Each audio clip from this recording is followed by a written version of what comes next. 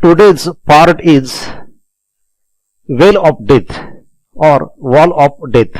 आपण त्याला मौत का कोवा असं सुद्धा म्हणतो. ह्या व्हिडिओमध्ये एका व्हर्टिकल वॉल वरती फोर व्हीलर किंवा मोटरसायकल आपल्याला फिरताना दिसत आहेत. Vehicles can move on vertical cylindrical wall. How this happens. आता ह्या व्हिडिओ जो आपण पाहिला त्याच्यामध्ये पुन्हा एकदा बघा की या उभ्या भिंतीवरती ह्या मोटरसायकल किंवा कार जात असताना त्या खाली पडत का नाहीत. ग्रॅव्हिटीमुळे त्या खाली पडायला पाहिजे, परंतु असं का होत नाही त्याला एक कारण आहे. पण त्यासाठी त्या कार मोशन मध्ये असल्या पाहिजे. त्याच्या पाठीमागचं लॉजिक काय आहे आणि त्यासाठी त्यांचा कमीत कमी स्पीड किती असला पाहिजे ते आपल्याला त्याच्या पाठीमागचं सायन्स, त्याच्या पाठीमागचं फिजिक्स आपल्याला इथे शिकायचं आहे. या ठिकाणी दोन उदाहरणं कन्सिडर करा. ह्या पहिल्या फिगरमध्ये तुम्हाला एक व्हर्टिकल वॉल दिसते आणि इथे एक तुम्हाला ब्लॉक दिसतोय. आता हा ब्लॉक जर आपण सोडला तर तो खाली पडतो. बघा आता हा खाली पडलाय. हा खाली का पडला? कारण आपल्याला माहित आहे प्रत्येक वस्तूवरती ग्रॅव्हिटेशनल फोर्स वेट डाऊनवर्ड डायरेक्शनला ऍक्ट होत असतं. हे जे वेट आहे एम ची, त्या वेटमुळे तो खाली पडलेला आहे. परंतु आता दुसऱ्या उदाहरणामध्ये बघा, तीच भिंत आहे आणि तोच ब्लॉक आहे. आता आपण काय करतोय, वेट ऍक्ट्स व्हर्टिकली डाऊनवर्ड. आता वजनामुळे तो खाली पडायला पाहिजे, पण आता त्याला खाली पडू द्यायचं नाही. त्यासाठी आपण काय केलंय बघा, या डायरेक्शनला एक फोर्स लावला आपण त्याला, म्हणजे भिंतीला दाबलं आपण त्याला. व्हर्टिकल वॉल जी आहे त्याच्याजवळ पकडून आपण त्याला भिंतीच्या दिशेला फोर्स लावला. That is force of action. By Newton's third law, to every action there is always equal and opposite reaction. आपण ही जी ऍक्शन लावलेली आहे अशी, त्याला अपोजिट रिॲक्शन देते भिंत आणि मग एक फोर्स ऑफ रिॲक्शन तयार होतं. ते अशा पद्धतीने बघा इथं दिसतंय आपल्याला, हे फोर्स ऑफ रिॲक्शन तयार झालेलं आहे. जेव्हा जर आपण याला या ठिकाणी ऍक्शन दिलं नाही तर हे रिॲक्शन तयार होणार नाही. आणि पहिल्या फिगरमध्ये ते ऍक्शन नव्हतं, रिॲक्शन नव्हतं, फक्त वेट होतं. त्या वेटमुळे तो ब्लॉक खाली पडला होता. सेकंड केसमध्ये काय आहे, वेट तर आहेच, पण आपण एक फोर्स ऑफ ऍक्शन लावलं, त्याला वॉलनी फोर्स ऑफ रिॲक्शन दिलं as per Newton's third law. This is called as normal reaction. Now in this case what happens, this action and reaction, they are equal and opposite. Actually due to this weight the block should fall in downward direction, but that doesn't happen here.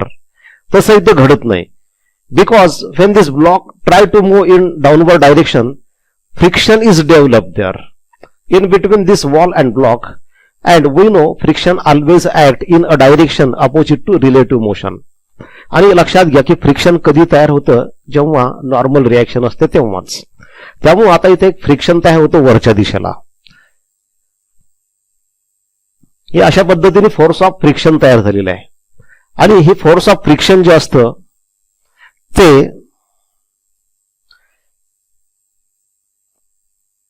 हे जे force of friction असतं हे वेटला opposite असतं. आणि हे जे surface, contact surface आहे, ते वॉल आणि तो ब्लॉक, त्या सरफेस मध्ये ते डेव्हलप होतं. आपण दाखवताना इथं जरी ते दाखवलेलं असलं तरी त्या टँजन्शियल टू द सरफेस असतं. म्हणजे आता या ठिकाणी चार फोर्सेस आहे. वेट डाऊनवर्ड डायरेक्शनला आहे, पण आपण ऍक्शन लावल्यामुळे रिॲक्शन तयार झाली. आता वेटमुळे खाली तो पडत असताना या ठिकाणी फोर्स ऑफ फ्रिक्शन तयार होतं. आणि फोर्स ऑफ फ्रिक्शन हे त्याला नॉर्मल रिॲक्शन पाहिजे आणि नॉर्मल रिॲक्शन मिळाली. पहिल्या केसमध्ये ते फ्रिक्शन का तयार झालं नाही? कारण तिथं नॉर्मल रिॲक्शन नव्हती, कारण ऍक्शन नव्हती, म्हणून फक्त वेट होतं. वेटमुळे ते खाली पडलं. पण आता या ठिकाणी ऍक्शनला रिॲक्शन आणि त्या नॉर्मल रिॲक्शनमुळे फोर्स ऑफ फ्रिक्शन, ते फोर्स ऑफ फ्रिक्शन त्या वेटला खाली पडू देत नाही. आणि when the vehicle is revolving in a vertical, in horizontal circle, in a vertical cylindrical wall, the same thing happens. In this figure you can see this vehicle is moving in a horizontal circle on vertical cylindrical wall. When this vehicle is performing circular motion, centrifugal force acts in a outward direction. and due to this centrifugal force, that wall gives normal reaction. And when there is a normal reaction, this is normal reaction, F wall. Friction is developed in upward direction, which is opposite to weight, and due to this friction, this vehicle doesn't fall in downward direction. त्याच्यामुळे असा या ठिकाणी balancing झालेलं असल्यामुळं हे vehicle खाली पडत नाही. पण जर समजा हे व्हेकल फिरायचं थांबलं, when velocity of vehicle becomes zero, then we know centrifugal force is given by this formula, mv square upon r. Speed v will be zero, therefore centrifugal force will be zero. This centrifugal force will be zero. When this centrifugal force becomes zero, there will be no normal reaction. F wall will be zero. When there is no normal reaction, force of friction, F friction becomes zero, and therefore there is only one friction, that is weight, gravitational force. Due to this gravitational force, the vehicle will fall in downward direction. So vehicle must be moving. म्हणजे हे जर vehicle खाली पडू द्यायचं नसेल तर ते motion मध्ये असलं पाहिजे. पण मोशन मध्ये असताना सुद्धा त्याला एक मिनिमम काहीतरी स्पीड असला पाहिजे. त्याला एक मिनिमम स्पीडचं लिमिट असतं. त्याच्यापेक्षा कमी स्पीड झाला तर ते चालत नाही. मग तो मिनिमम स्पीड किती असलं पाहिजे ते एक्सप्रेशन आपल्याला डिराईव्ह करायचं आहे. ह्या फिगर मध्ये आता पहा, दिस is vertical cylindrical wall, and on the inner surface of this vertical cylindrical wall, vehicle is performing circular motion. Now the forces acting are, weight acts vertically downward, normal reaction acts towards the center of curvature, and force of friction acts vertically upward, which is opposite to weight. Now how the forces balance here? Number one, normal reaction acting vertically inward toward the center. This normal reaction acts as the centripetal force. Weight mg acting vertically downward, these are various forces. Force of static friction acting vertically upward between vertical wall and the tires. Now this normal reaction N acts as the centripetal force. Therefore we get N is equal to mr omega square. Mr omega square is formula for centripetal force, or mv square upon r. Both are formula for centripetal force. Suppose this is equation 1. Number 2, weight balances the force of friction. They are equal and opposite. But we know that force of friction depends on normal reaction, and force of static friction is always less than or equal to mu s into m. This we have seen in earlier parts also. Force of friction is a self-adjusting force. It changes as per the normal reaction, but it cannot increase beyond certain value. So it is a limiting force, and that force of friction has some limit, upper limit, and therefore this force of friction is always less than or equal to mu s into n.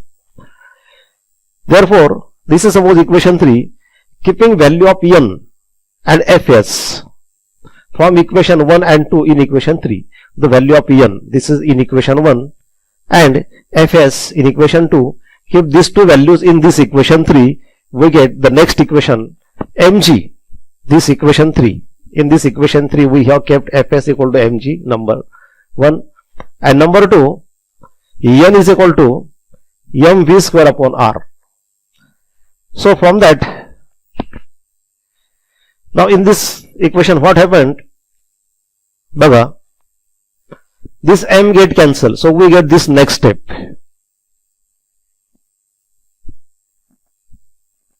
So we have got this step. After that, by interchanging the sides, आपण फक्त side change केल्या. This g is less than mu s v square upon r. This g आपण फक्त या ठिकाणी त्यांच्या sides change केल्या. Now take this r on the right hand side, we get this next step. Now take this mu s on the right hand side in the denominator. So we get the next step like this. So this v square should be greater than or equal to rg upon mu s. Take square root of both sides. So we get this type. So this is, that means when the vehicle moves on vertical cylindrical wall in horizontal circle, the speed must be equal to or greater than rg upon mu s. Means suppose this square root rg upon mu s is a 10 meter per second. So speed must be equal to or greater than 10 meter per second. Only then vehicle will perform circular motion. If the speed becomes less than 10 meter per second, vehicle will fall down. म्हणजे याचा अर्थ कमीत कमी स्पीडचं limit 10 metre per second आहे. म्हणजे minimum स्पीडचा formula आपल्याला मिळतो. This is expression for minimum speed. जेव्हा आपण ह्या एक्सप्रेशन मध्ये म्हणतो greater than or equal to RG upon mu याचा अर्थ त्याचं कमीत कमी व्हॅल्यू √RG अपॉन म्यू आहे. म्हणजे आपण इथं कसं म्हटलंय की 10 मीटर पर सेकंड किंवा त्याच्यापेक्षा जास्त पाहिजे. म्हणजे मिनिमम 10 मीटर पर सेकंड या ठिकाणी आलेला आहे. आता या ठिकाणी हा स्पीड जर याच्यापेक्षा कमी झाला, स्पीड कमी झाला तर काय होतं, नॉर्मल रिॲक्शन कमी होते. ही नॉर्मल रिॲक्शन कमी होते कारण स्पीडवर ही नॉर्मल रिॲक्शन डिपेंड आहे. नॉर्मल रिॲक्शन कमी झाली की फोर्स ऑफ फ्रिक्शन कमी होतं. फोर्स ऑफ फ्रिक्शन कमी झालं की मग त्या तुलनेमध्ये वेट जास्त होतं आणि जास्त वेटमुळे ते व्हेकल खाली पडतं. So in this case there is a limit for minimum velocity. In this case,